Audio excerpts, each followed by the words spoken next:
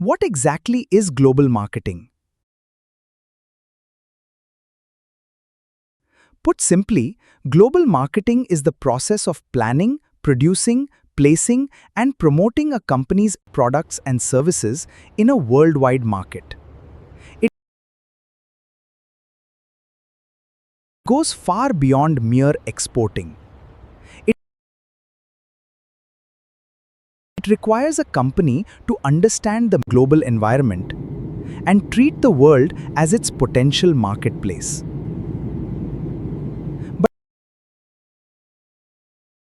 But as soon as a company decides to cross its borders, it is confronted with the single most important question in international business. Do we standardize or do we adapt?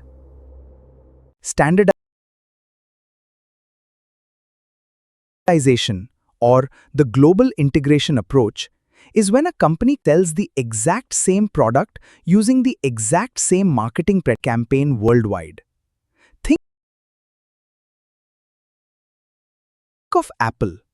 An iPhone sold in New York is virtually identical to an iPhone sold in Guntur or Tokyo. The advertising campaigns look the same. Why do companies love standardization? Because it is incredibly cheap.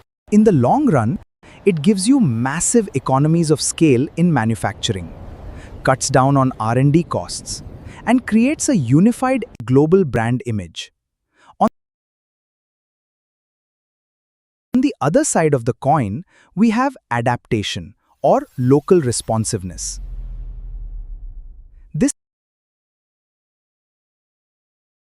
is when a company customizes its product, packaging, pricing, and promotions to match the unique tastes, legal requirements, and cultural habits of each individual country. Here's an impromptu classroom anecdote on what happens when you suffer from home country bias or cultural myopia. Years ago, an American baby food company tried to sell its products in Africa. They used the same packaging design, a jar with a picture of a smiling baby on the label. But they didn't realize that in many of these local markets, the literacy rate was low, so the local custom was to put a picture of what was inside the jar on the label. The local consumers looked at the jar, saw the baby, and were absolutely horrified. They thought the jar contained baby meat. This is a classic example of why local adaptation and research are not optional. You cannot assume what works at home works everywhere. This is why modern global companies prefer glocalization. Think globally but act locally. Consider Starbucks. They standardize their coffee roasting process globally to maintain quality. But they adapt their menus and store designs locally. In India, they serve cardamom chai and paneer wraps. In Japan, they sell matcha lattes. They respect local culture, local tastes, while keeping their global brand identity intact.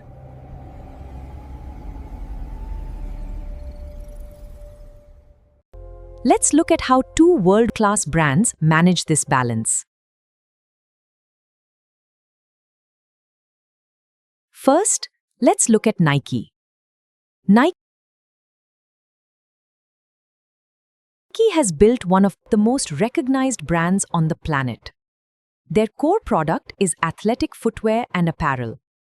They rely heavily on standardization for their core products and their famous "Just Do It" slogan. However, Nike is a master of strategic international sponsorships and partnerships. In the United States, they sponsor American football and basketball. But when they entered Europe and South America, they put their resources behind soccer. When they came to India, what did they do? They sponsored the Indian national cricket team. Closer to home, you'll see the same instinct in how sportswear brands back Hyderabad FC, the city's Indian Super League football club, to build a foothold in a market where football is steadily growing alongside cricket. Furthermore, Nike adapts its products technically. They design lightweight, breathable shoes for hot and humid tropical climates, and they engineered custom cricket shoes with specific spike configurations to grip Indian pitches. Even their ads are localized. Their commercials in London feature grime music and street football, while in Mumbai they feature cricket played on crowded streets. Nike understands that while their shoes are standard, the sport that captures the heart of the consumer is local. Now, let's contrast Nike with Domino's Pizza. Pizza is a global food, but taste is deeply personal. If you go to a Domino's in America, the menu is simple: pepperoni, sausage, cheese. But Domino's realized early on that if they wanted to win in international markets, they had to adapt their toppings, crusts, and sauces. If you visit a Domino's in Asia, you will find menu options like seafood and squid toppings in Japan or bulgogi beef in South Korea. In India, they completely restructured their menu to offer a massive variety of vegetarian options, like paneer tikka pizza, peppy paneer, and spicy keema toppings. But here's the process adaptation. Domino's couldn't just use standard delivery methods in traffic-congested Indian cities. They had to design custom hot bags and use small, maneuverable motorcycles to navigate the chaotic, narrow lanes of Hyderabad's old city, Mumbai, Delhi, and Bangalore to guarantee their 30-minute delivery. Domino's proved that you cannot sell American taste preferences or delivery systems to the world. You must adapt your product to fit the local palate, while maintaining your fast delivery process. Before we get into the challenges of going global, let's pause and ask a more basic question. Why do companies bother to do this at all? What exactly are the benefits of global marketing? There are 5 foundational benefits. First, marketing globally allows for the transfer of experience and know-how across countries through improved coordination and integration of marketing activities. Second, when large market segments can be identified, economies of scale in production and marketing can be an important competitive advantage. Third, marketing globally also ensures that marketers have access to the toughest customers, the ones who sharpen a company's competitive edge. Fourth, the diversity of markets served carries with it additional financial benefits. And fifth, firms that market globally are able to take advantage of changing financial circumstances across different economies. Beyond these 5, there are several other critical benefits worth understanding. Market expansion and new revenue opportunities. Entering global markets opens access to billions of new customers, significantly increasing the total addressable market and growth potential. Enhanced brand recognition and global reputation. A global presence elevates brand awareness, prestige, and trust. A strong global brand often commands premium pricing and customer loyalty worldwide. Competitive advantage and defensive strategy. Going global allows companies to preempt competitors in emerging markets, retaliate in competitors' home markets, and achieve a level of global competitiveness that domestic-only players simply cannot match. Access to lower-cost labor, resources, and talent, global operations enable firms to source raw materials, manufacture, or hire skilled talent in countries with cost advantages, improving overall profitability. Risk diversification, also known as the portfolio effect. Operating across multiple economies protects a firm from downturns in any single market. The same way as a diversified investment portfolio spreads risk. And finally, innovation through cross-pollination. Exposure to diverse consumer needs and competitive environments in different countries sparks innovation. Products and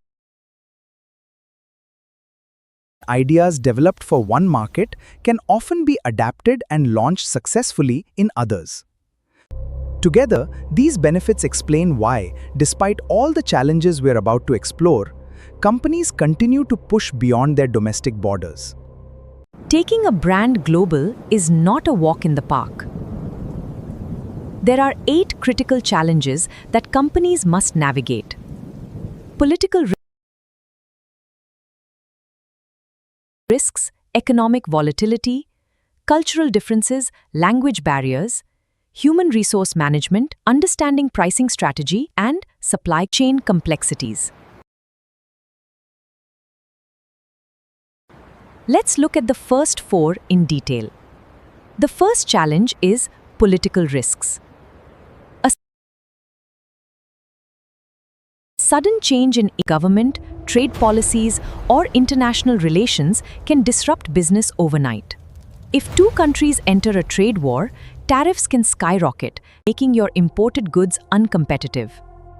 Governments can place sudden bans on foreign raw materials, forcing companies like automakers to source parts locally or even ban foreign mobile applications. The second challenge is economic volatility. Fluctuating exchange rates, inflation, and varying purchasing power make pricing and profit forecasting a nightmare. A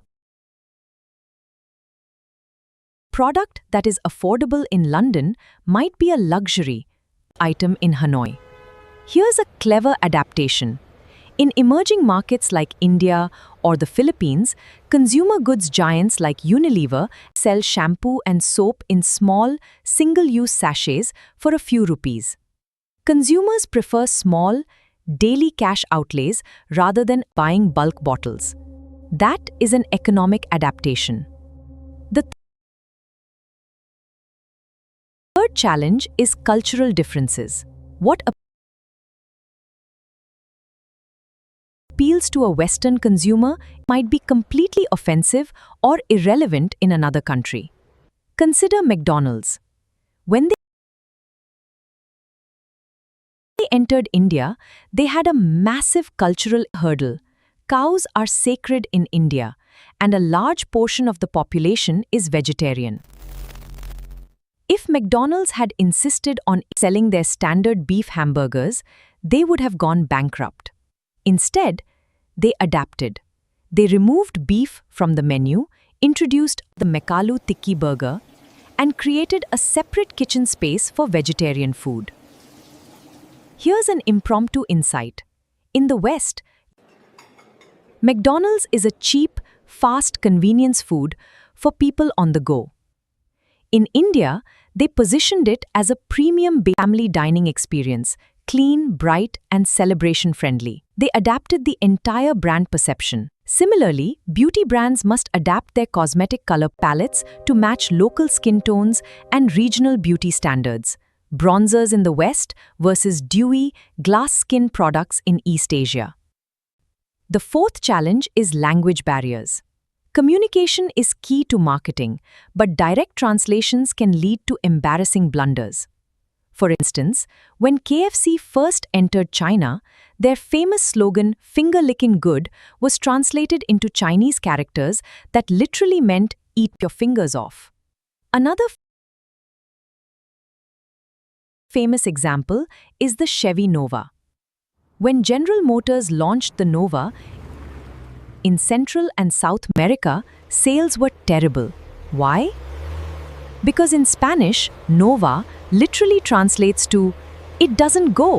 Who wants to buy the car called "it doesn't go"? Marketers must practice transcreation, translating the emotional feeling of a message rather than literal words. Now let's look at the remaining 4 challenges of global marketing: legal and regulatory compliance, human resource management, understanding pricing, strategy, and supply chain complexities. The fifth challenge is legal and regulatory compliance. Every country has its own set of rules. In Europe, you have strict data privacy laws like GDPR. In Sweden, advertising toys to children under 12 on a television is completely banned.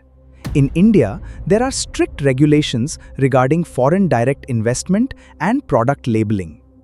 If you don't comply, you face heavy fines or banishment. The 6th challenge is human resource management. Managing a diverse global team means dealing with different labor laws, work ethics, and cultural styles of leadership. A management style that works in Germany might be seen as overly aggressive in Thailand. In the US, executive decisions are often top-down and fast, whereas Japanese corporations use the Ringi system, a slow, bottom-up consensus-building process. Sometimes companies face high expatriate failure rates because they send managers abroad who don't understand these nuances. You must build a corporate culture that respects local differences. The 7th challenge is understanding pricing strategy. You cannot just convert your home currency prices.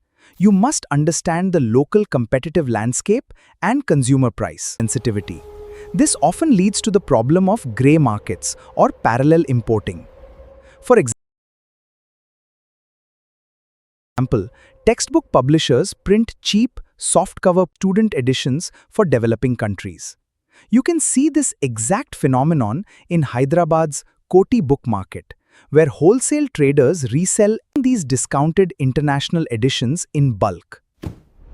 But middlemen also ship these cheap books to sell to students in the United States on eBay, undermining the publisher's high-margin domestic market. The 8th and final challenge is supply chain complexities.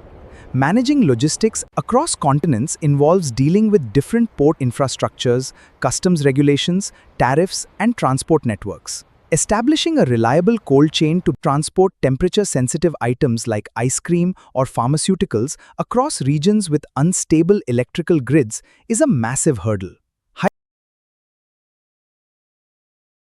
Hyderabad's own pharmaceutical exporters, who ship vaccines and active pharmaceutical ingredients worldwide, live with this exact cold chain challenge every day. Navigating these 8 challenges is tough. But for those who succeed, the reward is a truly global brand.